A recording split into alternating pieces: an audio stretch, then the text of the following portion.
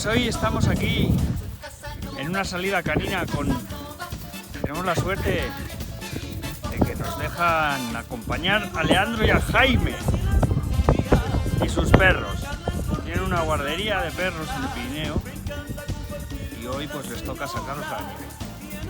Afortunados somos de escuchar la conversación de estos días en montaña.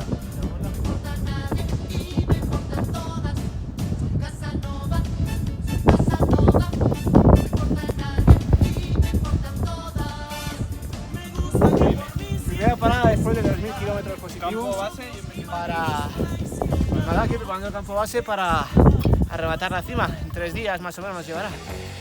Bueno, aquí va bien.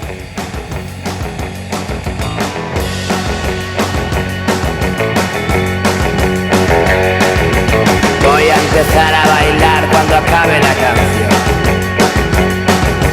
Quitaré la música que en mi cabeza ha sonado. Nunca he evitado la razón, tampoco la he buscado. Malditas mentiras con sus malditos modales. ¡Hey! ¡Hey! ¡Hey!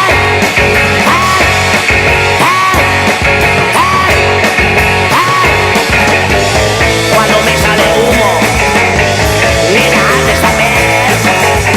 No es porque esté pensando en ti otra vez.